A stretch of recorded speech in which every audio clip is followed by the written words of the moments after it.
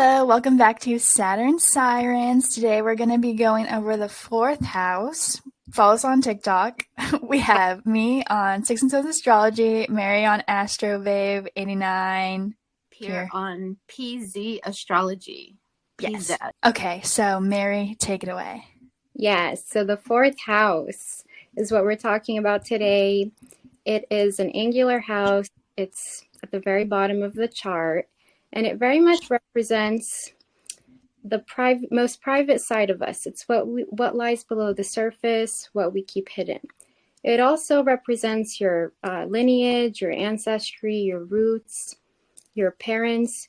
Usually your more nurturing parent, but sometimes it shows the mother, sometimes the father, other times it shows both parents. It also represents kind of where you're most vulnerable, who you are when nobody's watching, kind of like in the privacy of your own home. It also rules over your home, like your actual physical home, and it's ruled by the moon and by Cancer. So it's a very sensitive but important area of the natal chart. So I have Sagittarius in my IC, or the IC actually is what we call the angle that the fourth house has. And it's very much a part of you because the angles are very personal. So that's what makes this area of life such an important one. Also, something that I recently found out about the fourth house is it rules over how we leave this life, which is kind of morbid, but I thought that was pretty interesting because I always associated the eighth house with that, but it's actually the fourth house. So it goes very deep. It's definitely not a surface level house. It even goes into like subconscious programming or our like subconscious behaviors that we inherited from our lineage or from our ancestry. So it's a very, very vulnerable and key area of life to analyze in the natal chart. And most of all, it shows how your home environment and nurturing was when you were growing up. So that's what makes the fourth house so key. I know you guys have planets in your fourth house, so Chase, if you want to talk about yours, because mine's pretty boring. Okay, so my IC is actually in the fifth house in Aries, but my fourth house is ruled by Pisces. And I grew up, one, with a father who has a Pisces stellium, and two, a very spiritual environment. And also I have Saturn in the fourth house. I kind of saw that. I don't really know. I mean, I kind of see it in because I would say that I grew up very strict, but I didn't mind it. So it's not like a negative connotation. But I did grow up in a pretty strict household that with the spirituality, religious stuff. And I also have a few asteroids. I have Lie in there. I'm not going to pack that. I don't really know what that's about. And I have this other thing called, I think it's a calculation. Is it? It's the white moon Selene. Yeah, Do you know it's like about that? the white moon. Yeah. That's interesting. I have Sagittarius IC. I also had very religious upbringing. My dad has Sagittarius moon. But I feel like for you, Saturn in the fourth house actually manifested a lot better than I've seen it manifest for other people. But I think it has to do with the fact that you're a Capricorn. So that's your ruler. So basically your identity, a lot of that comes from your parents. Absolutely. Absolutely. What about you, Pierre? Since I'm Leo rising and I use whole signs, I have Scorpio in the fourth house. And it's interesting because there's this meme about how all Leo risings have such horrible parents and such a difficult upbringing because of Scorpio in the fourth house. But that wasn't my experience, unless I'm delusional. But I do have Jupiter in the fourth house. Oh, yeah, that makes it so much better. Yes. And my parents were, at least by the time I came along, my parents were very generous with me. And yeah, I mean, and, with Jupiter there, we did travel together, and, Jupiter is associated with travel. We traveled overseas.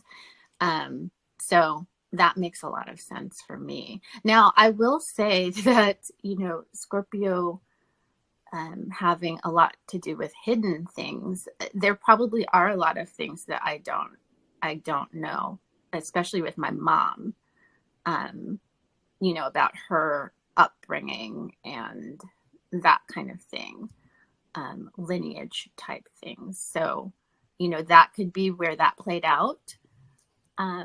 Yeah. So do you guys associate the fourth house with your father or your mother?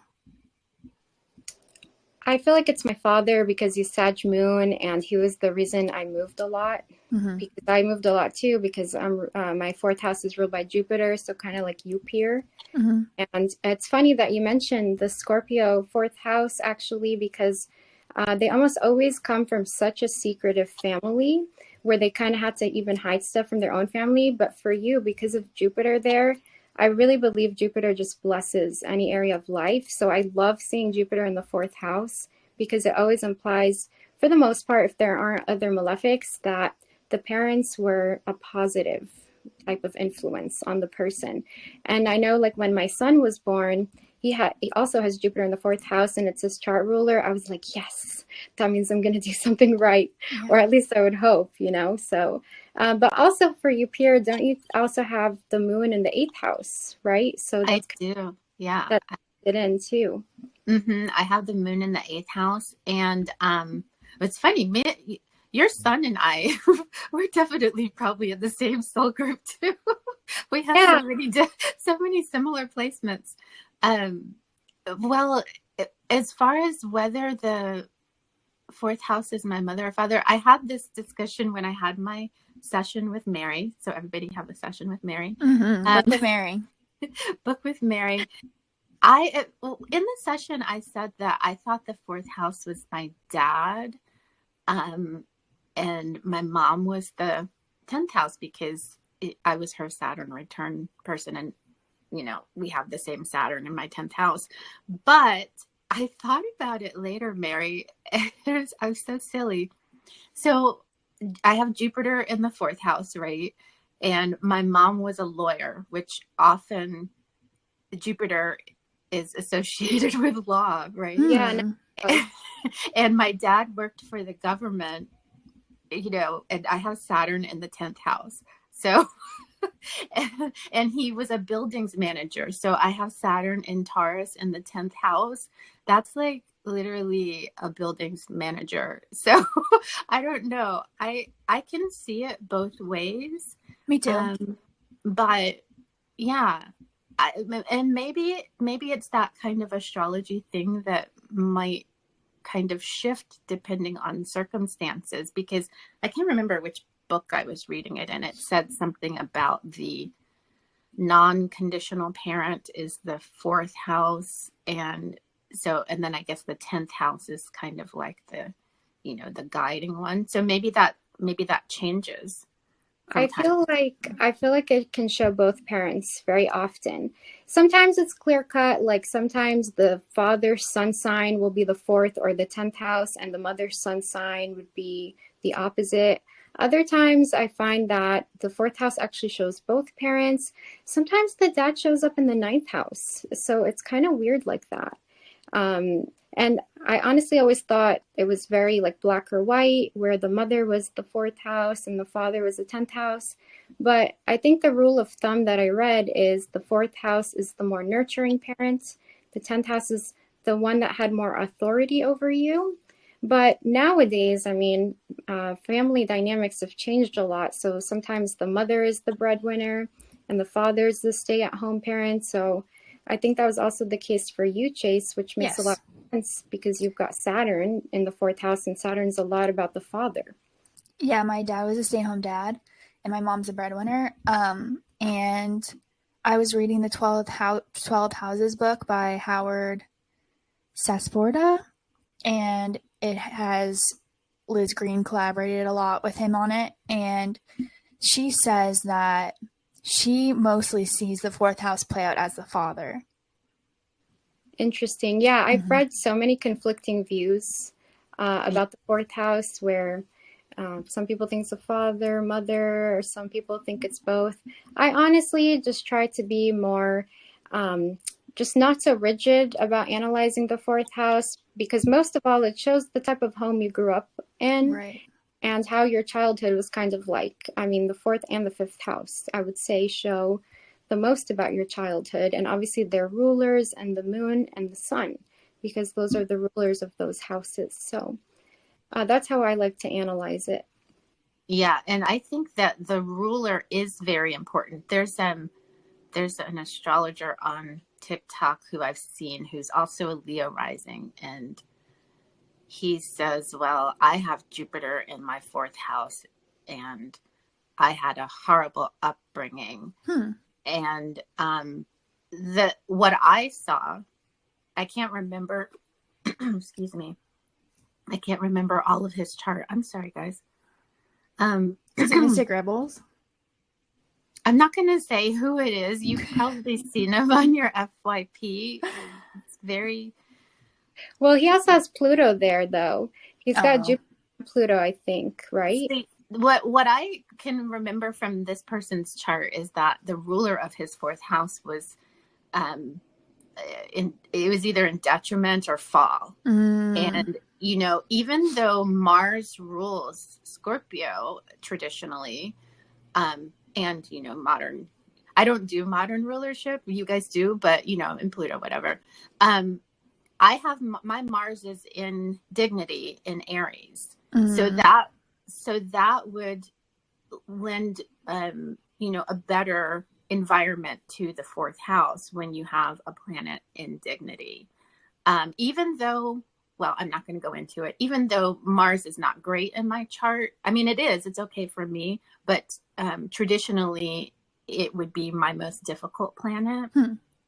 But I think that showed up in a different way. Like my mom was definitely, she liked to argue and stuff. So I could see that Mars part, coming there. But I really do think that, it's good for people to learn rulerships because a lot of times you can tell if, people are saying, well, that's not how mine is. And of course it's not, because you can't be that general. Right. Absolutely. I feel like if you have like a Libra Mars, which I think is probably going to make that Jupiter super difficult. But I also have found that if Pluto is present in the fourth house, it doesn't matter what other good planets are there. Pluto makes that area of life super traumatic, their youth. So not that that's the case with Scorpio there, but I just feel like Pluto, wherever it's placed, it equals problems. Always. Later in life, when you transform, it can be a source of your power and like this house energy. But obviously as a child, you have no control over anything.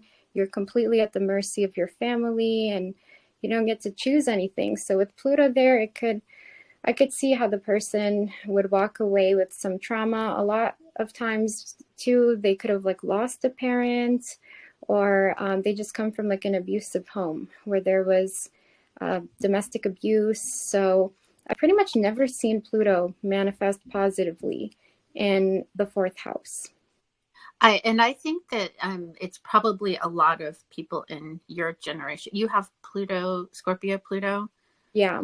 Yeah, I think it's probably those comments I think are coming from a lot of Pluto and Scorpio people because that would be a tough placement. So there's a lot going on with that. So they have probably seen a lot of people, Leo risings with that. The guy I'm dating has Pluto in the fourth house in Sagittarius, and he has some other indicators. I looked at his chart before I knew anything about him, and I was like, he has a terrible childhood. And I just wait, and then I let him tell me about his childhood. And I'm like, yeah, I knew it. So bad. Yeah, Pluto. I mean, I feel like it traumatizes you anywhere that it is, especially if it's in Scorpio. Nobody escapes its wrath, but I think like if you have a lot of Scorpio placements or maybe even like a well-placed Pluto, later in life you can kind of make it a positive, I feel It's like. it's very true. I am a card carrying Plutonian, but most people probably don't think that about me. But I have Pluto within 33 minutes of opposite my moon. Mm. And I also have a sextile to Mercury within a couple of degrees. I, So I I feel that you do get, you can feel that energy. That's why I love Scorpios. Well, I remember I was doing a live and I was talking about how my son has his moon in the eighth house directly opposite Pluto, like it's by a degree. And I was kind of worried about it. And then Pierre reached out to me, which I was so touched by it. But she basically said that she had it as well in her chart and she had an amazing relationship with her mom and they loved each other very deeply. They were so close. And I can't tell you, Pierre, like how much better that made me feel. Like you Yeah, helped me I so. could tell you were worried about that because you don't know how people are going to express, each placement. Yeah, because I was also reading things like, oh, the mom died when they were young, or the mom was just detrimental. And I was like, am I going to die? Like, I Oh really God. die. And your poor Virgo rising self. I know. It's funny because I see so many astrologers who are Leo rising. I feel like it's kind of a very common astrologer rising sign. I've also seen Sag rising, but I don't really see many astrologers that have a Virgo rising. Oh, And really?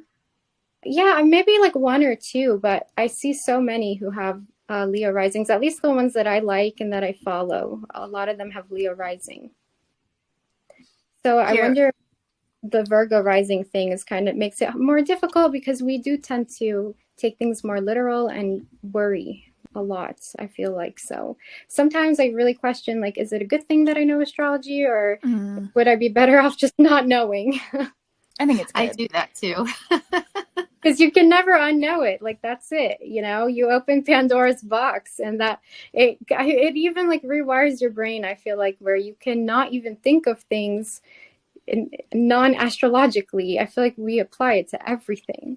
I do. So, Whenever I see something going on, that's why I like to do the celebrity charts. I'm always like, what is that? Which planet is that going on? That's how I think in terms of the planets.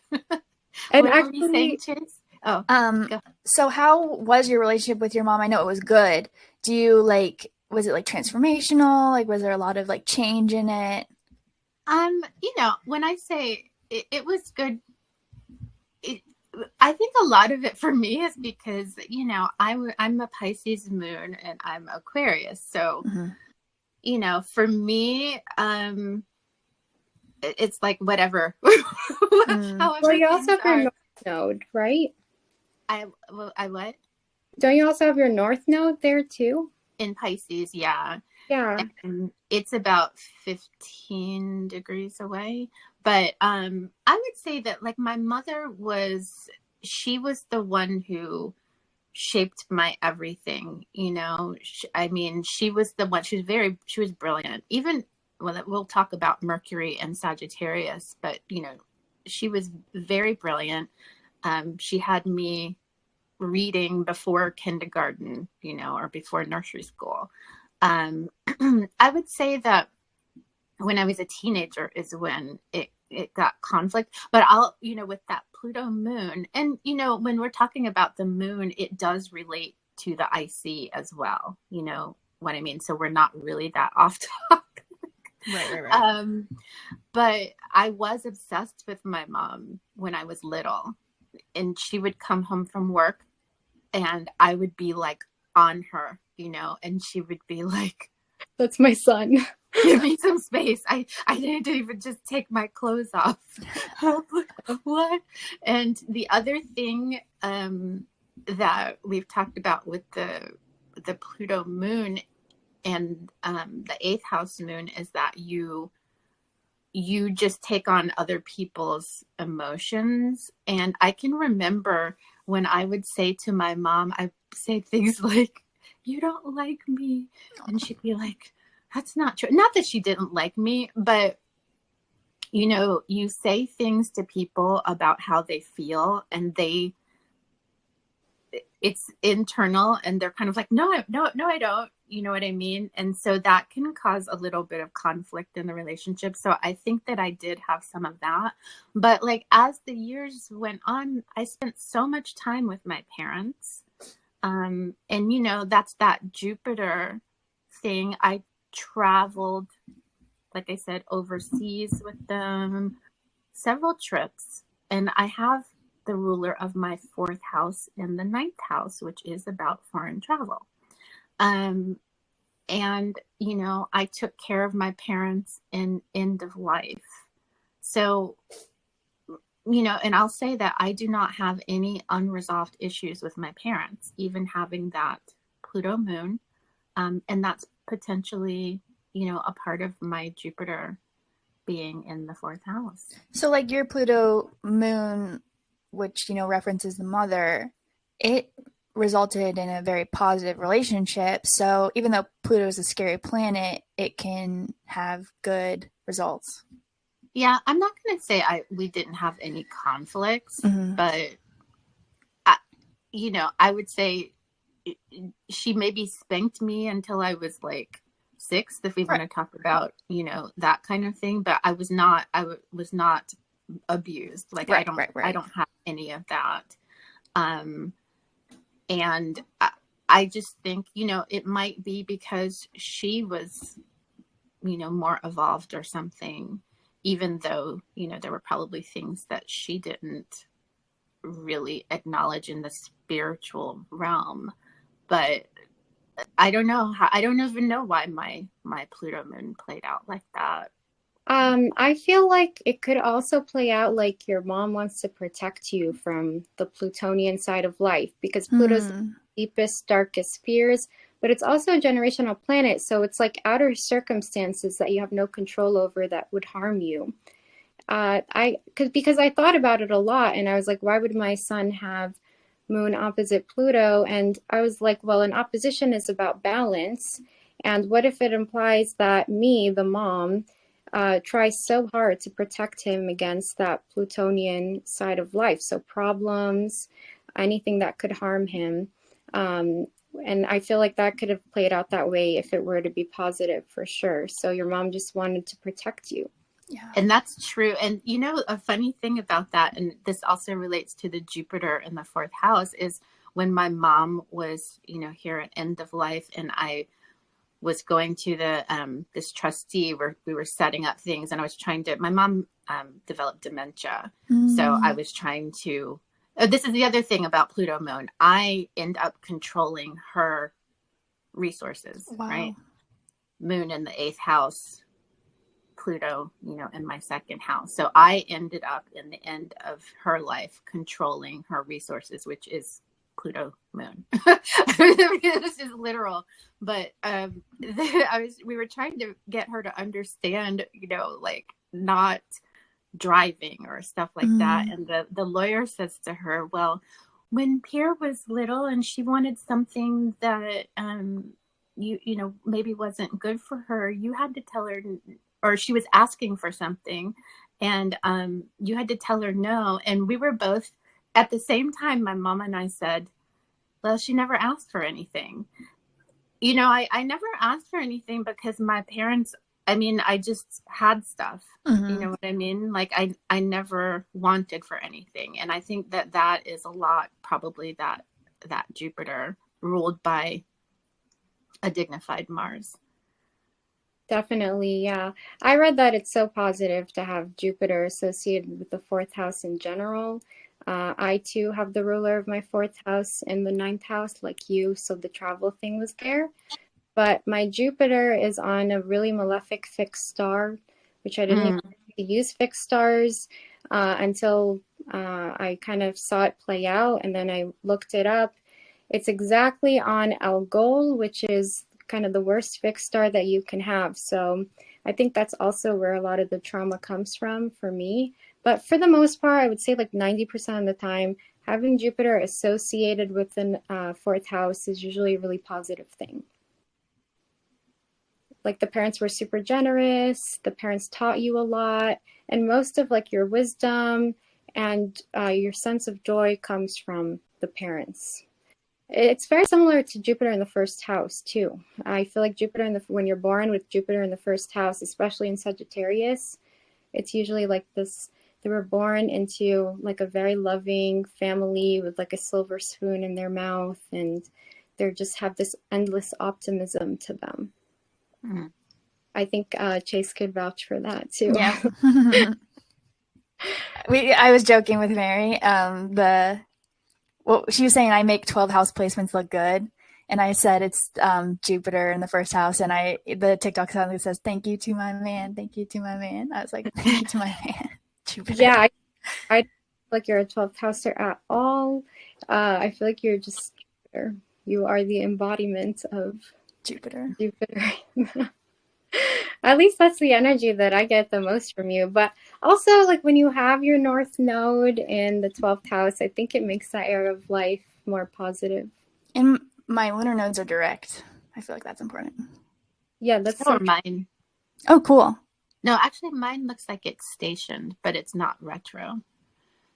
Mine are just retro. So.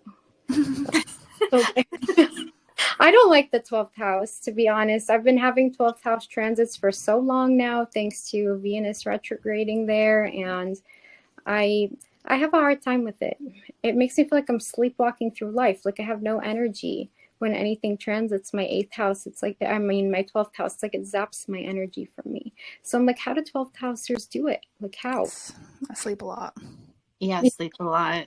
And that's what you're supposed to. I mean, that's the thing. We don't live in a society where you can actually, when you're outside of the mainstream, like Capricorn kind of thing, or you know what I mean? The earth sign thing.